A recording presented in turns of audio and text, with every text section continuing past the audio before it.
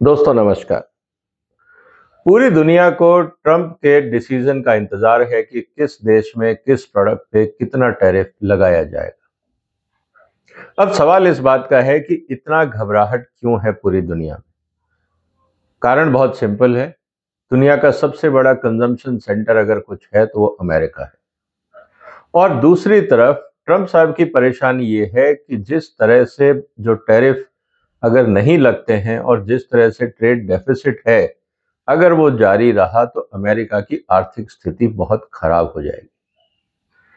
कुल मिला के स्थिति ये है, प्रेसिडेंट ट्रंप ये चाहते हैं कि अमेरिका में इकोनॉमिक एक्टिविटी बढ़े, वहां पे लोगों को रोजगार मिले और जो ट्रेड डेफिसिट है वो कम हो। लेकिन उनका टेंशन अगर आप ध्यान से देखें तो वो एग्रीकल्चर या फूड प्रोडक्ट या टेक्सटाइल को लेकर नहीं है। ज्यादातर जो ट्रेड डेफिसिट है वो है हाई वैल्यू प्रोडक्ट्स को लेकर, हाई टेक्नोलॉजी प्रोडक्ट्स को लेकर, चाहे वो कंप्यूटर्स हैं, चिप्स हैं और टेक्नोलॉजी प्रोडक्ट्स हैं, इन सब को लेकर उनका टेंशन है। सवाल अब इस बात का है कि इस गैप को पूरा कैसे किया जाए, और ये बात हमें समझनी है। लेकिन जब हम इस गैप को पूरा करने का प्रयास करेंगे तो क्या बाकी देश चुप रहेंगे? ये बात उनको खल रही है, क्योंकि जिस तरह से चाइना ने अपनी इकोनॉमिक पॉलिसी और टेक्नोलॉजी पे फोकस किया है, वो अमेरिका के लिए बहुत बड़ी टेंशन है और सिरदर्दी है।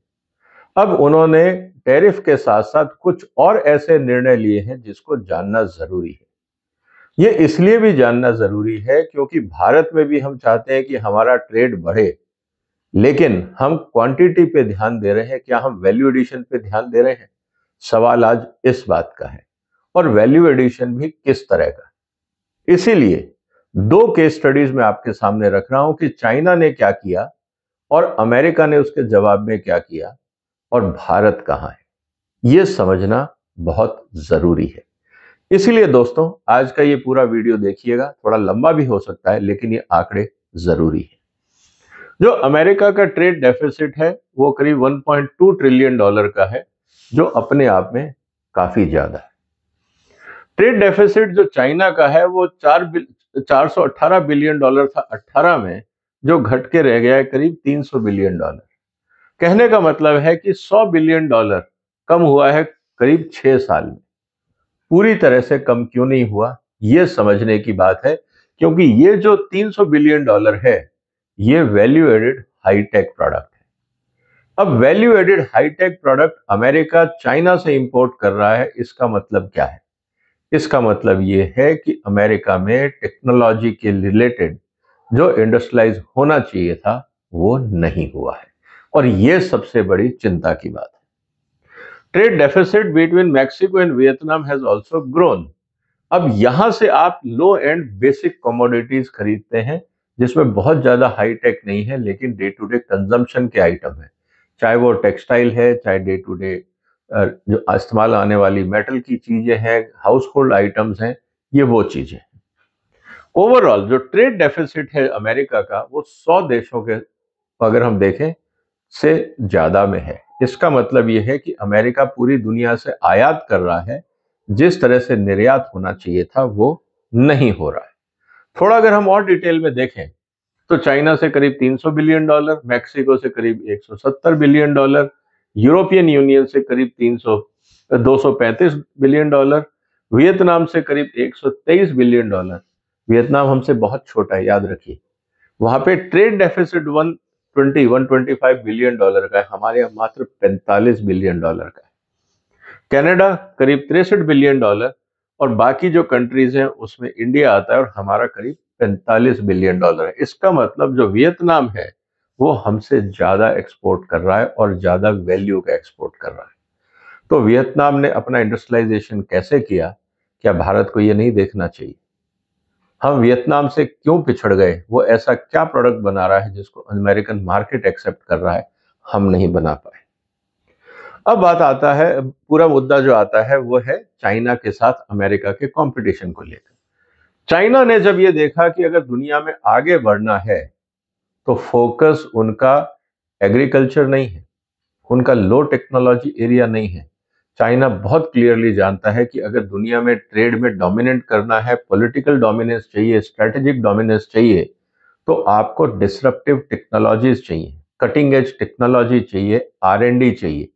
इसीलिए हाईटेक क्षेत्र फोकस है चाइना का। हमने किस पे फोकस किया है ये आप जानते हैं। हमने कहा हम चावल बेच देंगे, फ्रूट्स एंड वेजिटेबल बेच देंगे, फूड प्रोसेसिंग पे हम काम करेंगे। दुनिया को लगता है ये सब लो टेक एरिया है, इससे कोई फायदा नहीं होने वाला। आप सिर्फ मेहनत कर रहे हो, मजदूरी कर रहे हो, कमाई नहीं होती है। IT साइड में भी हम लेबर ही दे रहे हैं, हम कोई नई कटिंग एज टेक्नोलॉजी दुनिया को नहीं दे रहे। High tech companies are subject to reduce taxation rate. America China ने क्या किया, जब मेक इन चाइना की बात आती है तो उन्होंने कहा कि हम हाईटेक कंपनीज को लाएंगे और रिड्यूस टैक्सेशन पे काम करेंगे। इसीलिए आप देखेंगे वहां जितने स्टार्टअप्स हैं वो सब हाईटेक एरिया में है। कोई ईवीज में काम कर रहा है, कोई बैटरीज में काम कर रहा है, कोई न्यू मटेरियल में काम कर रहा है, कोई न्यू मॉलिक्यूल्स में काम कर रहा है, कोई बायोटेक्नोलॉजी में काम कर रहा है, कोई स्पेशलिटी केमिकल्स में काम कर रहे हैं। हम क्या कर रहे हैं, हम यहाँ ऐप बना रहे हैं कि हम सब्जी कैसे बेचेंगे, खाना कैसे डिलीवर करेंगे। हम अभी भी बेसिक्स में हैं, इस बात को हमें समझना होगा। Incentivize of merger and acquisition of foreign technology company. अगर आप बना नहीं सकते तो आप खरीदिए, और जो आपको खर्चा लगेगा चाइनीज गवर्नमेंट उन कंपनियों को दे रही है कि आप दुनिया में जाइए और नई टेक्नोलॉजी खरीद के लाइए। Increase R&D funding by large manufacturing enterprises. लोगों को, बड़ी कंपनियों को यह कहा गया कि आप R&D में पैसा लगाइए, मैन्युफैक्चरिंग, लो एंड मैन्युफैक्चरिंग का कोई मतलब नहीं। आप R&D में पैसा लगाइए ताकि हम दुनिया को डोमिनेट कर सकें, क्योंकि अगर हमारे पास बेटर टेक्नोलॉजी और बेटर प्रोडक्ट होगा तो बाजार भी हमारे पास ही आएगा। और ये देखा कि इवन जो अमेरिकन कंज्यूमर है वो भी चाइनीज प्रोडक्ट का इस्तेमाल कर रहा है। Direct state funding of R&D। जहां पे प्राइवेट सेक्टर इंटरेस्टेड नहीं है वहां पे स्टेट को R&D में इन्वेस्ट करना होगा। जैसे डिफेंस का एरिया है, बाकी क्रिटिकल टेक्नोलॉजीज हैं, ड्यूअल पर्पस टेक्नोलॉजीज है, वहां पे स्टेट फंडिंग भी काफी है। Road map stating specific targets for factors such as R&D spending, share productivity, digitization and environment protection. सबसे इंपॉर्टेंट बात क्या है, road map with specific targets. हमारे यहाँ पॉलिसीज बनती हैं, उसमें आपको टारगेट दिखे कभी कि हम क्या अचीव कर लेंगे? हम टारगेट देते हैं और उसको रिवाइज करते रहते हैं, लेकिन कभी हम मंथली रिपोर्ट नहीं देते कि हमारा कौन सा डिपार्टमेंट कहां तक पहुंचा। स्थिति यह होती है कि कोई भी डिपार्टमेंट टारगेट अचीव करने के लेवल पे नहीं होता है, और ये काफी चिंता की बात है। यहां तक कि हम रेवेन्यू कलेक्शन का टारगेट देते हैं, वो भी पूरा नहीं कर पाते। आप सारी स्टेट गवर्नमेंट्स के बजट उठा के देख लीजिए, सब में जो एक्सपेक्टेड था उससे कम रेवेन्यू जनरेशन। इसका मतलब यह है कि हम बजट बनाते समय जस्ट बैलेंस शीट को बैलेंस करने के लिए एक एस्टिमेटेड हायर रेवेन्यू जनरेशन देते हैं और बाद में हम उस पर कलेक्शन नहीं कर पाते, तो डेवलपमेंट स्पेंडिंग या तो कम कर देते हैं या बोरिंग बढ़ा देते हैं। ये दोनों ही स्थिति देश के लिए अच्छी नहीं है। Policy support made in China has also included government guidance funds, national laboratories, state-funded incentives for research. ये हमें समझना होगा कि सरकार पूरी तरह से मेड इन चाइना को सक्सेस करने के लिए तैयार बैठी है। तो इसके लिए उन्होंने क्या किया, मैं ये क्यों डिटेल में जा रहा हूं, एग्जैक्ट कॉपी करी है ट्रंप साहब ने। आप इस बात को ध्यान से देखिएगा। Building research and development center across China, 40 to be built by 2025. 40 world class cutting edge centre of excellence China बनाएगा। हमने कितने बनाए? हमारे यहाँ R&D लैब्स हैं, उनके पास फंडिंग नहीं है, उनका अपग्रेडेशन कितना हुआ हमें नहीं पता। हमने IITs बनाए, वहाँ फैकल्टी नहीं है, और जिस तरह की एजुकेशन हम वहाँ दे रहे हैं वहाँ के बच्चों को नौकरी भी नहीं मिल रही। तो फर्क है क्वालिटी एजुकेशन और एक कैंपस बनाने में। Development of high and projects across all the key industries.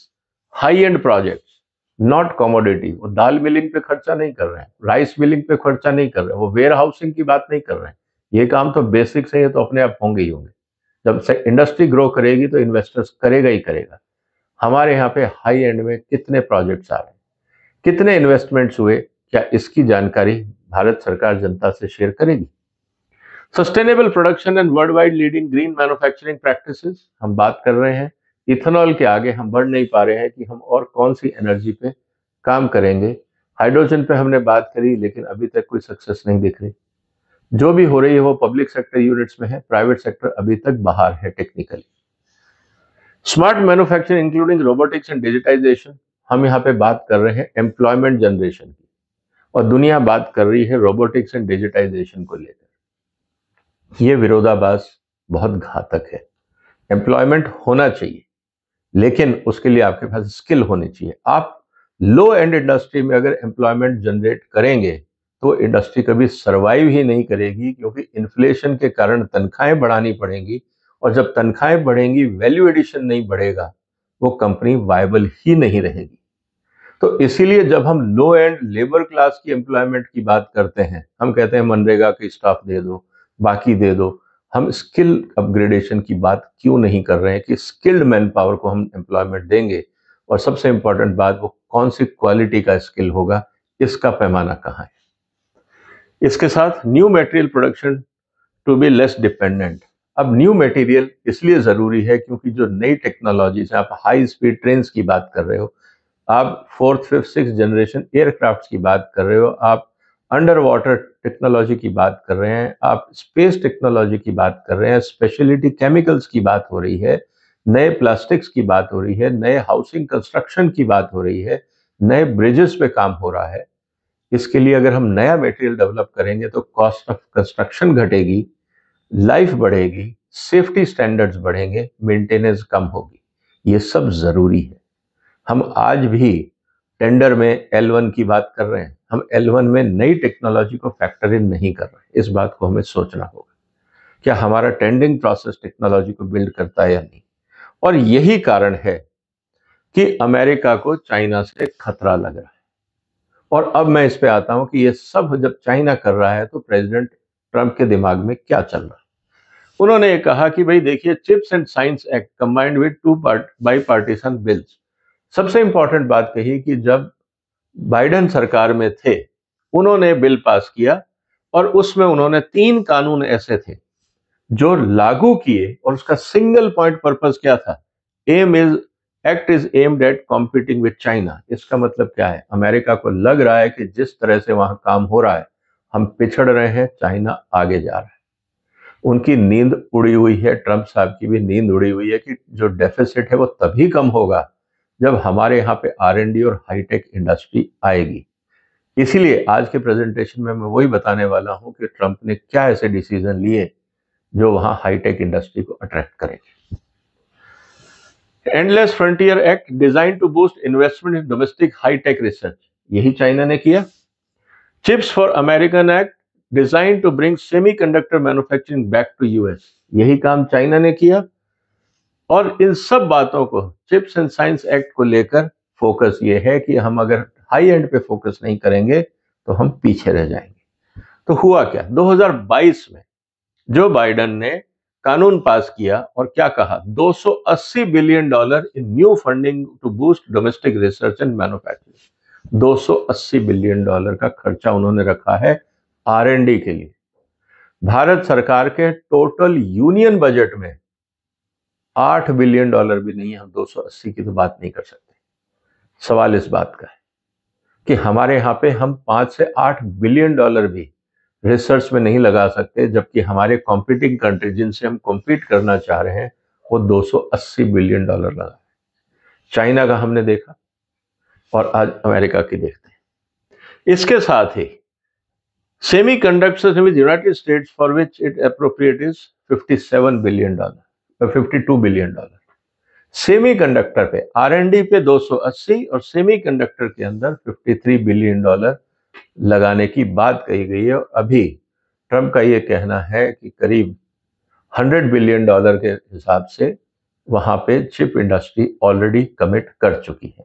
तो इसका मतलब ये है कि ये इंसेंटिव काम करने लगे हैं। Act includes $39 billion in subsidy for chip manufacturing on US soil. $39 billion की सब्सिडी दी जा रही है कि कंपनियां आए और इन्वेस्ट करें। कहने का मतलब यह है कि $39 बिलियन वास्तव में उनकी जो स्टैब्लिशमेंट कॉस्ट है, फैक्ट्री लगाने का खर्चा है, वो टेक्निकली अमेरिकन सरकार पूर्ण रूप से सब्सिडाइज कर रही है। क्या हम कर सकते हैं? क्या हमारे पास बजट है? हमारे पास जितना बजट है वो हम फ्रीबीज में बांट देते हैं, चुनावी वादों में निकाल देते हैं। टेक्नोलॉजी का टाइम और पैसा हमारे पास नहीं है। साथ ही साथ along with 25% investment tax credit for the cost of manufacturing equipment, $13 billion for semiconductor research and workforce training। ये ऊपर से खर्चा है कि हम आपको टैक्स इंसेंटिव भी देंगे और मैन पावर को ट्रेनिंग का भी खर्चा देंगे, क्योंकि अमेरिका में अभी मैन पावर नहीं है और यहाँ चाइना स्कोर करता है अमेरिका से आगे। अगर आप टिम कुक का इंटरव्यू देखें, उन्होंने कहा कि हम चाइना में मैन्युफैक्चरिंग बंद नहीं करेंगे, क्योंकि जो स्किल सेट वहां मिलता है वो दुनिया में और कहीं नहीं मिलता है। वो महंगा है लेकिन काम का है, बाकी दुनिया में वो स्किल सेट नहीं है, तो हम कहां जाए मैन्युफैक्चरिंग करने। इसलिए हम बाकी एक्टिविटीज हैं उनमें इन्वेस्टमेंट कर सकते हैं, लेकिन जो स्किल सेट चाइना के हैं वो बाकी देशों में नहीं है। इसलिए एप्पल मैन्युफैक्चरिंग जारी रहेगी चाइना में, with the dual aim of strengthening American supply chain resilience and countering China. Focus बहुत क्लियर है कि चाइना के खिलाफ हमें स्ट्रेंथन करना है। It also invest 174 billion in the overall ecosystem of public sector research in science and technology. $174 billion. हमारे यहाँ पे हम आईसीआर को एग्रीकल्चर रिसर्च का पैसा देते हैं, उसका आउटकम क्या होता है? हम साल का करीब 10,000 करोड़ रुपए आईसीआर पे खर्च रहे हैं। हमें क्या मिल रहा है? आज तक कितने मॉलिक्यूल आईसीआर ने हमें जनरेट किए जो वर्ल्ड क्लास हो? कौन से ऐसे बीज दिए जिसके कारण भारत का किसान वर्ल्ड क्लास प्रोडक्शन और प्रोडक्टिविटी कर सके? कौन से हमने एग्रीकल्चर अप्लायंसेस और एक्टिविटीज जनरेट कर ली जिससे कोई एक सेक्टर वर्ल्ड क्लास बन जाए? ताजुब की बात यह है कि अकाउंटेबिलिटी क्यों फिक्स नहीं होती? पीएमओ और नीति आयोग बेंचमार्किंग करके अकाउंटेबिलिटी फिक्स क्यों नहीं कर रहे? जो आर&डी का बजट है वो कहां जा रहा है, उससे रिजल्ट क्यों नहीं मिल रहा? ये अपने आप में एक सवाल होना चाहिए। Advancing human space flight, quantum computer, material science, biotechnology, experimental physics, research security, social and ethical consideration, workforce development, and diversity, equity, and inclusion effort at NASA, National Science Foundation, Department of Energy, etc. etc. कहने का मतलब क्या है कि हर जो राष्ट्रहित के संस्थान हैं उनको अपग्रेड करना जरूरी है। साथ में उनका यह कहना है कि भाई अमेरिका जो है दुनिया की सबसे पावरफुल इकोनॉमी है, but slow, complex and burdensome regulation make domestic and foreign investment harder than necessary. हम दुनिया की सबसे बड़ी इकोनॉमी है, लेकिन हमारी ब्यूरोक्रेसी हमको फेल कर रही है। हमारे यहाँ इन्वेस्टमेंट क्यों नहीं आ रहा? क्योंकि ब्यूरोक्रेसी बर्डनसम है। प्रधानमंत्री जी ने कहा कि हमने भारत में बहुत सारे कानून हटा दिए। अगर आप किसी भी एंटरप्रेन्योर से पूछें तो कौन से कानून हटाए? करप्शन आज भी उतना ही है, इंस्पेक्टर राज आज भी उतना ही है, तंग आज भी किया जाता है। तो वो कानून हटाने का क्या फायदा जिससे ईज ऑफ डूइंग बिजनेस ना हो? सिर्फ ऐप बना के आपने अगर ऑनलाइन फाइलिंग कर दी, उससे काम नहीं चलेगा, क्योंकि ऑनलाइन फाइलिंग के बाद वही डिपार्टमेंट कहता है हार्ड कॉपी लेके आइए, हार्ड कॉपी भी सबमिट करिए। और जब एक डिपार्टमेंट से दूसरे डिपार्टमेंट जाते हैं तो कॉपीज जमा करानी पड़ती हैं फिजिकल फॉर्म में। डिपार्टमेंट आपस में भी डिजिटल प्लेटफॉर्म पे इंफॉर्मेशन एक्सचेंज नहीं कर रहे हैं। आज भी एक नया मॉलिक्यूल पास कराने में 2 से 3 साल लग जाते हैं। तो इससे ईज ऑफ डूइंग बिजनेस हुआ, या हम अपने आप को ब्यूरोक्रेटिक सिस्टम में धकेल रहे हैं और बांध रहे हैं?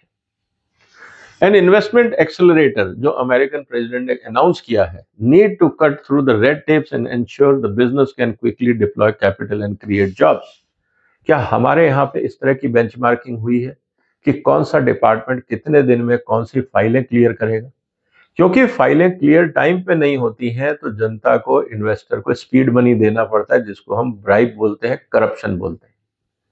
फाइलों पे बैठे रहते हैं लोग और उसको आगे बढ़ाने के लिए, फाइलों को आगे बढ़ाने के लिए रिश्वत दी जाती है। ऐसा क्यों नहीं हो सकता कि फाइलें अगर 30 दिन में क्लियर नहीं हुई तो उनको डीम्ड अप्रूव्ड माना जाएगा? अब यह डिपार्टमेंट की जिम्मेवारी है कि डिले क्यों किया गया। क्या इस तरह का कानून नहीं बन सकता? आप इन्वेस्टर को नहीं कह सकते कि आपने मैन्युफैक्चरिंग क्यों शुरू कर दी बगैर परमिशन के। उन्होंने 30 दिन इंतजार किया, आपने परमिशन नहीं दी, इसलिए काम शुरू कर दिया। सिर्फ ऑब्जेक्शन लगा के वापस भेजना ऐतराज नहीं है, उसमें आपको जस्टिफाई करना पड़ेगा कि ऑब्जेक्शन क्यों लगाया गया। सिर्फ ये कह के नॉट अप्रूव्ड, इसका मतलब ये है कि आप इन्वेस्टर को अपने पास बुलाना चाहते हैं, फिर आप रिश्वत लेना चाहते हैं, उसके बाद आप अप्रूव करेंगे। ये भी तरीके अप्रूवल्स के माध्यम से बहुत सारे डिपार्टमेंट्स में होता है। By streamlining process, accelerator will attract both foreign and domestic investment, reinforcing America's position. ये उनका कहना है। और सबसे इंपॉर्टेंट बात उन्होंने कही है कि accelerate investment above 1 billion in the US. तो जितने भी बड़े इन्वेस्टमेंट है, हम 1 बिलियन की बात नहीं कर रहे हैं, अगर हम 100 करोड़ की भी बात करें तो भारत में बहुत बड़ा इन्वेस्टमेंट माना जाता है। कैपिटल इन्वेस्टमेंट अगर कंपनी कोई 100 करोड़ का कर रही है तो उसको धक्के क्यों खिलवाए जाते हैं, ये नहीं पता। तो कहने का मतलब ये है कि जो इन्वेस्टमेंट एक्सेलरेटर ट्रंप ने घोषित किया है उसका पर्पस क्या है? Reduce regulatory burden, speeding up permitting permissions, coordinating response to investor issues across multiple federal agencies.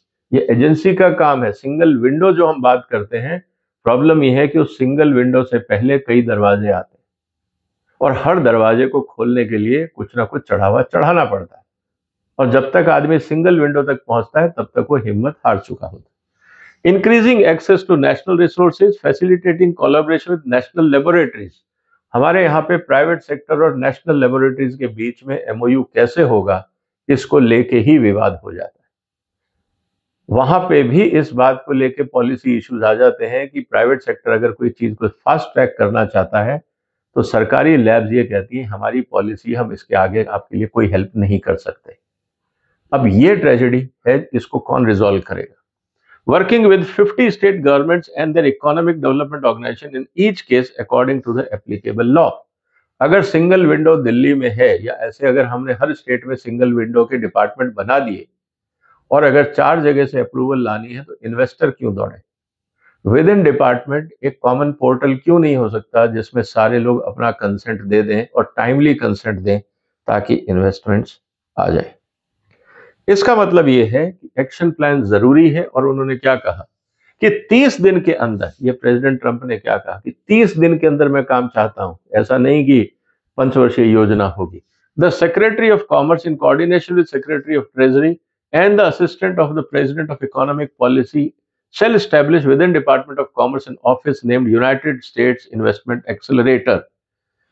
और इसीलिए उन्होंने कहा कि अगर हम इन्वेस्टमेंट चाह रहे हैं और इन्वेस्टर्स धक्के खा रहा है तो ये पूरा टैरिफ लगा के इन्वेस्टमेंट लाने का कोई फायदा नहीं है, क्योंकि जो बेनिफिट हम चाहते हैं वो हमारी इंडस्ट्री और एम्प्लॉयमेंट को नहीं मिल रहा है। तो भारत को क्या करना पड़ेगा? हमने मेक इन इंडिया पॉलिसी बनाई, उसमें हमने क्या कहा, हम मैन्युफैक्चरिंग सेक्टर की ग्रोथ रेट करेंगे 12 से 14%। किस सेक्टर में कितनी होगी ये डिटेल प्लान कहाँ है? टेक्सटाइल में कितना होगा, स्टील में कितना होगा, कौन सी टेक्नोलॉजीज होगी? हमने एक ये जनरल टर्म रख दी है, स्पेसिफिक्स नहीं है। 100 million additional manufacturing job of what level? Labour class, supervisory, management, technical, logistics. कौन से 100 मिलियन जॉब्स? कहां से आएंगे 100 मिलियन लोग? इनको ट्रेनिंग कौन देगा? अगर आपने कहा है कि भाई 2022 तक हमको ये करना था, 14 में आपने अनाउंस किया, कहने का मतलब ये है कि आप 8 साल में 100 मिलियन जॉब क्रिएट करेंगे। 100 मिलियन का मतलब है हर साल करीब 12 से 15 मिलियन लोगों को ट्रेन करना। इसका मतलब हर महीने 1 मिलियन मैन पावर को ट्रेन करना। हमने कौन से इंस्टीट्यूशन बनाए? क्या एग्जिस्टिंग इंस्टीट्यूशंस के पास कैपेबिलिटी है, मैन पावर है? हमारे आईआईटीज के पास मैन पावर नहीं है, आईएम्स के पास मैन पावर नहीं है। हम ये 100 मिलियन मतलब every month 1 million man power कैसे तैयार करेंगे? कहाँ है रोड मैप? सिर्फ एक सेमिनार में भाषण दिया और बोल दिया कि मैन पावर तैयार हो गया। अगर ऐसा है तो चाइना और अमेरिका से हम कभी compete नहीं कर पाएंगे। हमें सीरियसनेस को समझना होगा। To ensure the manufacturing sector's contribution to GDP increase to 25%, later it was revised to 25। कहने का मतलब है कि 25% मैन्युफैक्चरिंग से आएगा। कौन से सेक्टर में? क्या फूड प्रोसेसिंग को आप मैन्युफैक्चरिंग मानेंगे? क्या आप दाल मिल को मैन्युफैक्चरिंग मानेंगे? क्या आप राइस मिलिंग को मैन्युफैक्चरिंग मानेंगे? किसको मैन्युफैक्चरिंग मानेंगे? या हम हाईटेक की बात कर रहे हैं? क्योंकि कौन सी मैन्युफैक्चरिंग की बात हो रही है ये भी हम क्लियर नहीं है। तो मेरा निवेदन है मोदी जी से कि देखिए, पूरी दुनिया जाग रही है, कंपटीशन है, सबकी निगाहें भारत पे हैं। अभी तक सबकी निगाहें थी, चाइना की निगाह थी अमेरिका पे, यूरोप पे। अगर वहां पे रिस्ट्रिक्शंस बढ़ते हैं, टैरिफ बढ़ते हैं, दबाव आएगा भारत पे। चाइना भारत में डंप करेगा, अपने रेट गिराएगा, आप एंटी डंपिंग ड्यूटी लगाते रहिए। पचासों तरीके हमारे ट्रेडर उनके साथ मिलके इंपोर्ट कैसे करना है उनको सब पता है, बिलिंग कैसे करनी है उनको सब पता है। भारत में डंपिंग बढ़ेगी, आयात बढ़ेगा, ट्रेड डेफिसिट भारत का और बढ़ेगा। क्या तैयारी है हमारी, ये चिंता की बात है। इसीलिए नीति आयोग और पीएमओ को हर महीने एक मंथली रिपोर्ट जारी करनी चाहिए और हर डिपार्टमेंट को कहना चाहिए, हर मंत्रालय को कहना चाहिए, हर स्टेट गवर्नमेंट को कहना चाहिए, क्या बताइए कितना नया इन्वेस्टमेंट आया। क्योंकि अगर ये प्रेशर नहीं होगा तो ब्यूरोक्रेसी टाइमली अप्रूवल्स नहीं देंगी, तो प्रेशर कौन बनाएगा। टारगेट अगर पीएमओ ने नहीं दिया है तो देना पड़ेगा, और दिया है तो बेंचमार्किंग के साथ देना होगा और मॉनिटरिंग करनी होगी। इसी तरह से जो मंथली रिपोर्ट है, नई मैन्युफैक्चरिंग कैपेसिटीज कौन सी क्रिएट हुई। हमारे यहाँ प्रॉब्लम यह है कि नई कैपेसिटी क्रिएट होती है और पुरानी आउट ऑफ सर्विस चली जाती हैं। ज्यादातर सेक्टर्स में हमारे यहाँ over capacity, under capacity utilization मशीनें काम कर रही हैं, आउटडेटेड टेक्नोलॉजी है। कहने को हमारे यहाँ ओवर कैपेसिटी है, लेकिन जो कैपेसिटी है वो आउटडेटेड है, आउटडेटेड टेक्नोलॉजी से है, एक्सपेंसिव है, कॉस्ट ऑफ मैन्युफैक्चरिंग बहुत ज्यादा है। उनको रिवाइवल कौन करेगा। उसके बाद new jobs creation at managerial level. Manager level इसलिए जरूरी है क्योंकि वहां स्किल की बात आती है, फ्रेश इन्वेस्टमेंट की बात आती है। हम अगर मैनेजर लेवल के जॉब क्रिएशन की बात करेंगे, इसका मतलब यह है कि हम इन्वेस्टमेंट इनकरेज कर रहे हैं। हर मैनेजर के नीचे सुपरवाइजर वर्कर अपने आप एम्प्लॉय होंगे, क्योंकि मैनेजर खुद तो सारे काम करेंगे नहीं, उनको टीम चाहिए। टीम उनके नीचे टेक्निकल और मैनुअल होंगी, नई टेक्नोलॉजीज अडॉप्ट होंगी। तो अगर हम मैनेजर की बात करते हैं तो एक मैनेजर का जॉब के लिए आपको 50 लाख के आसपास का इन्वेस्टमेंट चाहिए होता है, आज 1 करोड़ मान लीजिए। तो अगर आपने 1 लाख जॉब क्रिएट किए तो 1 लाख करोड़ का इन्वेस्टमेंट हर साल आपको चाहिए, नहीं तो आप 1 लाख मैनेजर जॉब नहीं क्रिएट कर पाएंगे। इसीलिए ये जरूरी है कि हम इन चीजों को ट्रैक करें। तो दोस्तों, इस प्रेजेंटेशन का पर्पज ही यही था कि जब अमेरिका और चाइना एक दूसरे से कॉम्पीट कर रहे हैं वर्ल्ड मार्केट में डोमिनेंस के लिए, भारत किसका इंतजार कर रहा है। क्या हम अपने प्लान को रिव्यू नहीं करना चाहेंगे। हमने जो प्लान बनाया क्या वो रिजल्ट दे रहे हैं। जब तक इसका ऑनेस्ट इन्वेस्टमेंट इसका असेसमेंट नहीं होगा, हम क्या करें।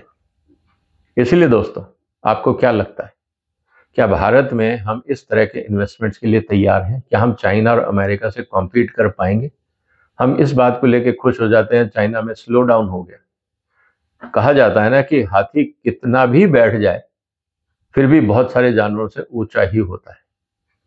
कहने का मतलब ये है कि इस बात को आप समझिए कि चाइना का जो स्लो डाउन है वो भारत की टोटल कंजम्पशन से फिर भी ज्यादा है। उनका जीडीपी हमसे 4 गुना है, पर कैपिटा इनकम 4 गुना है। अगर वहां पे 2-3-4% कम भी हो जाता है तो हमारी ग्रोथ रेट से फिर भी ज्यादा है। इस बात को हमें समझना है। तो उम्मीद है दोस्तों, इस बात को हम समझेंगे, सीरियसली लेंगे, क्योंकि अभी तो टैरिफ का खेल शुरू होगा और प्रेशर भारत पे होगा। क्योंकि जिन जिन देशों का एक्सपोर्ट अमेरिका में रुकेगा वो कहीं तो बाजार ढूंढेंगे, और भारत से बड़ा बाजार कौन है, इस बात को भी ध्यान रखिएगा। तो दबाव भारत पे और बढ़ेगा। आपको उम्मीद है कि ये सारी चर्चा पसंद आई होगी विद डेटा।